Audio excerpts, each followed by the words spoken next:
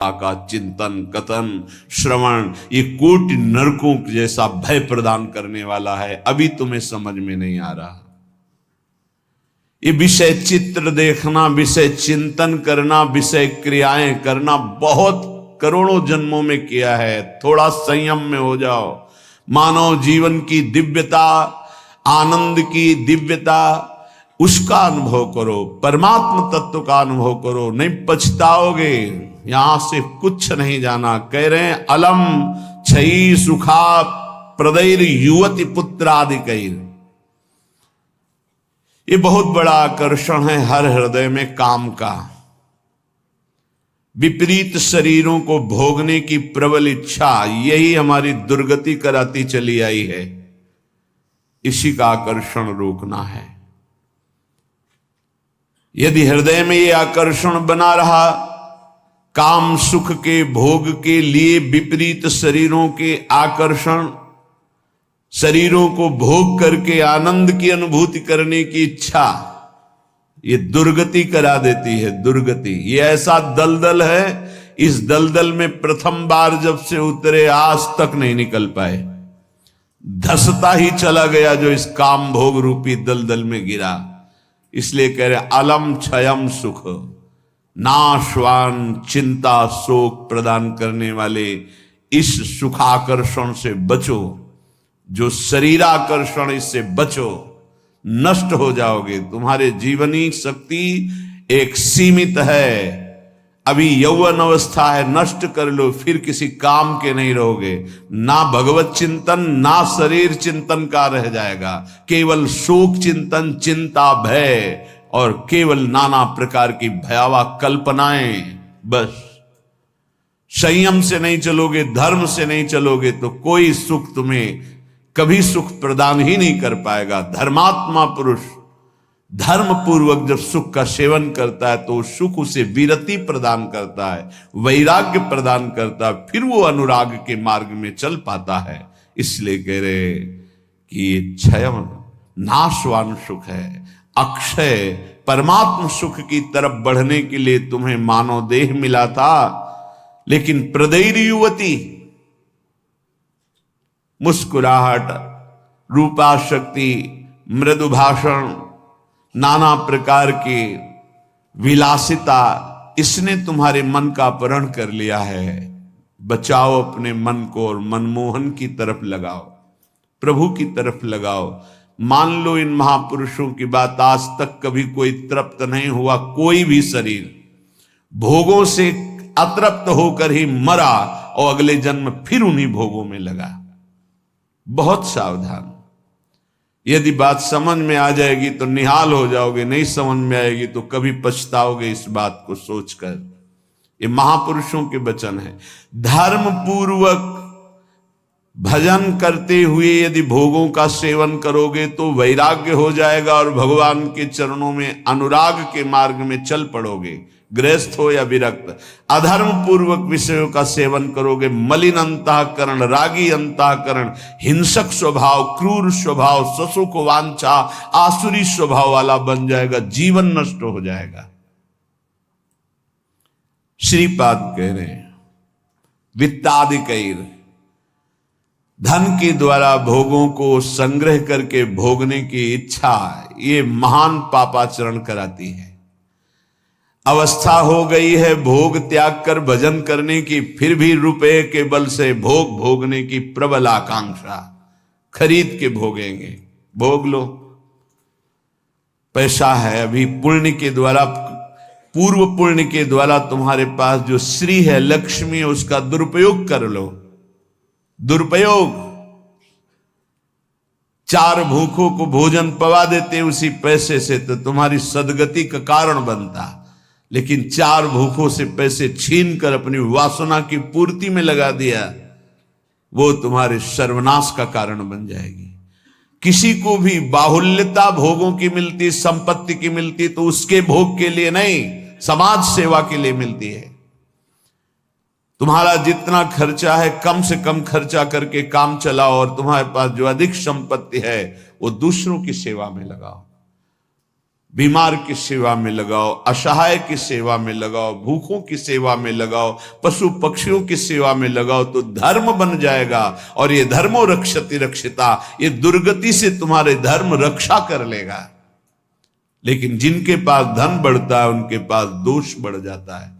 मदिरा पान करना, पैसे के बल से व्यभिचार करना, पैसे के घमंड में आकर दूसरे की जीवों की हत्या कराना, मांस खाना, नाना प्रकार के छल कपट द्वारा पैसा, ये महान नरक की प्राप्ति कराता है, घोर दुर्गति होती है। इसलिए कह रहे वित्तादि बचो, बचो, अधर्म के धन से बचो। ये बहुत प्यारा दिखाई देता है लेकिन तुम्हारा सर्वनाश कर देगा। अगर 1 रुपया धर्म का आ जाए तो बुद्धि भ्रष्ट होना शुरू हो जाती है। फिर तुम बड़ी बड़ी संपत्तियां छल कपट से एकत्रित करोगे, तुम्हारी दुर्दशा क्या होगी। श्रीपाद कह रहे विमुक्ति कथप याप्यलम मम नमो विकुंठ श्रेय। जो ऐसे आचरण करते हैं मुक्ति की चर्चा उनके लिए बेकार है। ममता रत सन ज्ञान कहानी, अति लोभी सन विरति बखानी, कामी समझिम हरि कथा, ऊसर बीज बय फल दशा। जैसे ऊसर भूमि में बीज फेंक दो बेकार चला जाए, ऐसे कामी पुरुष से भगवान के अनुराग की बात करो, ममता रत से ज्ञान की बातें करो, लोभी से वैराग्य की बातें करो, बोले सब बेकार हो जाती है। इसलिए बेकार हो जाती है कि उनके हृदय में इतनी मलिनता है को समझ ही नहीं पाएंगे। श्रीपाद कह रहे यद्यपि हम चर्चा कर रहे हैं कि अलम छई सुख प्रदैर युवती पुत्र वित्तादिकैर, पर फिर भी ये चर्चा बेकार है, क्योंकि ऐसे भोगी पुरुषों को चर्चा विमुक्ति की, मोक्ष की, परमार्थ पथ की समझ में ही नहीं आएगी। फिर भी हमारी प्रार्थना है कि आप समझने की चेष्टा करें। ये तुम्हारी संपत्ति, ऐश्वर्य, पुत्र, वित्त, स्त्री, परिवार, संबंधी, ये सब एक दिन तुम्हें छोड़ देंगे। तुम्हें अकेला यहां से जाना होगा। तुम्हारे पाप कमाए हुए और पुण्य कमाए हुए वही दोनों साथ जाएंगे। और यदि भजन कर लिया तो पाप पुण्य दोनों को विध्वंस करके वो भगवत प्राप्ति करा देंगे। शुभ अशुभ दुर्ग विध्वंस बल तब जयति जयति जग उच्चरे। जो श्री धाम वृंदावन के प्रेम का पिपासु हो, वैकुंठ के भी वैभव की तरफ आंख उठा के नहीं देखता। कथयाप्यलम मम नमो विकुंठ श्रेय, नमस्कार है वैकुंठ को, लेकिन मुझे उसके श्रेय, उसके वैभव से कोई मतलब नहीं।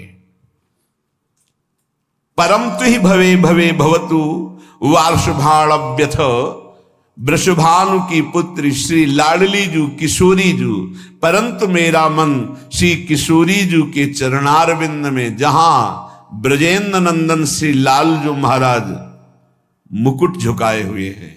रसघन मोहन मूर्तिम विचित्र केलि महोत्सवोल्लसितम, राधा चरण विलोडित रुचिर शिखंडम हरिम वंदे। मैं श्री किशोरी जू महारानी जू के चरणों की उपासना करता हूं, जिनके चरणों में ब्रजेंद्र नंदन मोर मुकुटधारी स्वयं लालजू महाराज सर झुकाए हुए हैं।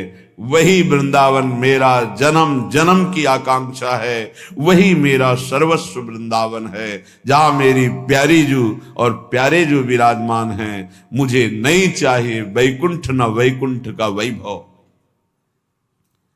अब भी समय है। उपासक यदि आर्त भाव से भगवान से प्रार्थना करे तो प्रार्थना से बहुत जल्दी परिवर्तन होता है। भगवान सत हैं, चिदानंद हैं, प्रेमानंद हैं, करुणामय हैं, और एक भगवान का नाम है भक्ता अनुग्रह कारिणो। जो उनसे प्रार्थना करता है उस पर अनुग्रह कर देते, लेकिन प्रार्थना वही सुनी जाती है जो आर्त भाव हृदय से होती है। सच्ची मानना, तुरंत परिवर्तन देखा गया है। ये हम अपने जीवन की सैकड़ों बार की बात कह रहे हैं। जब कभी ऐसा आया है और प्रार्थना हुई है, मिनट पूरा होना मुश्किल हुआ है और उस प्रार्थना का उत्तर तत्काल मिल गया है। एक बार तो बस प्रार्थना करके हटे कि वह तुरंत उत्तर आ गया। वो ऐसे से ऐसा, अच्छा अच्छा, तत्काल तत्काल। बस अंतर ये होता है कि हम हृदय से प्रार्थना नहीं कर पाते। हमारी प्रार्थना कपट जाल से युक्त होती, इसलिए प्रभु मोहि कपट छल छिद्र न भावा। सच्चिदानंद रूपाय भक्तानुग्रह कारिणो माया निर्मित विश्वाय महेशाय नमो नमः। हे नाथ, आप सच्चिदानंद में हैं, सच्चिद आनंद में। तात्पर्य, हम आपको कुछ दे सकें ऐसी सामर्थ्य नहीं। सच्चिदानंद को हे पार्थिव जो मायाकृत पदार्थ हैं, भोग सामग्री, ये भ्रम हटा दीजिए। हमने कई बार प्रार्थना किया है, ये केवल हमारे भावों को प्रकट करता है, इसलिए वस्तु सामग्री का महत्व है।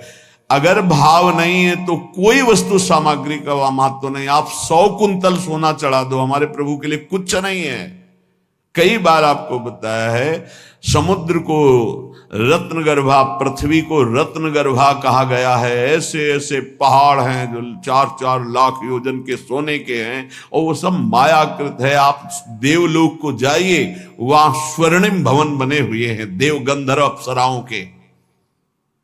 अमरावती पुरी कैसी बनी हुई है, पढ़ करके महाभारत में देखिए कैसी देवराज इंद्र की सभा है, कैसी वरुण जी की सभा है, कैसी लोकपाल अग्नि की, वायुदेव की, होश उड़ जाएंगे। और ये सब मायाकृत है। ऐसे प्रभु को हम क्या दे सकते हैं? और ऐसे प्रभु को जब रोते हुए भाव से किसी ने पत्र अर्पित किया तो बिक गए एक पत्र में। पत्रम पुष्पम फलम तोयम। हे सच्चिदानंद प्रभु, आपके एक संकल्प से संपूर्ण सृष्टि प्रकट हुई है। ये प्रार्थना, मैं नीच आपको क्या दे सकता हूं नाथ? मेरे पास तो जो कुछ है वो सब आपका दिया हुआ है।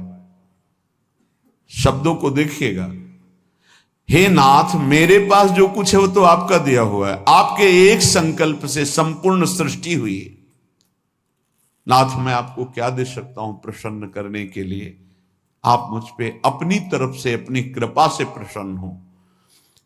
जब मैं शरीर की तरफ देखता हूं तो रोगा हरन्ति सततम प्रबला शरीरम कामादयोप्यनुदिनम प्रदहन्ति चित्तम मृत्युश्च नृत्यति सदा कलयन् दिनानि तस्मात् त्वमद्य शरणं मम दीन बंधो। अब अगर हम विचार करें शरीर के लिए, तो नाथ, शरीर में कोई न कोई परेशानी बनी रहती। रोगाहरन्ति सततम प्रबला शरीरम। ये प्रबल रोग शरीर को छीण कर रहे हैं। High blood pressure, low blood pressure, sugar, ये वो। हम क्या आपसे वादा करें कि हम ऐसी साधना करेंगे कि आप प्रसन्न हो जाएंगे? पहली बात, बाहरी वस्तुओं की। नाथ, आपने एक संकल्प में अनंत ब्रह्मांडों का सृजन किया। स्वामी, मेरे पास जो वस्तु आपकी दी हुई है, मैं किस वस्तु से आपको रिझा सकता हूं? नाथ, वो तो आपकी दी हुई है। रही शरीर की बात, तो रोगाहरन्ति सततम प्रबला शरीरम। प्रबल रोग हमारे शरीर की शक्ति को छीण कर रहे हैं। अंदर आए सूक्ष्म शरीर, तो कामादयोप्यनुदिनम प्रदहन्ति चित्तम। ये काम, क्रोध, लोभ, मोह, मद, मत्सर इतना गंदा किए हैं अंदर की, हम कैसे आपको कहें कि हम अंदर से आपका ध्यान धर पाएंगे? कभी काम अपना प्रभाव दिखाता है, कभी क्रोध अपना प्रभाव, कभी लोभ, कभी मोह, कभी अहंकार, कभी ईर्ष्या। नाथ, बड़ा गंदा हृदय है। और पूरे जीवन की तरफ देखें, वादा करें कि आज संकल्प लेते हैं कि 5 वर्ष हम ऐसा करेंगे, तो 5 मिनट का भरोसा नहीं। मृत्युश्च नृत्यति सदा कलयन् दिनानि।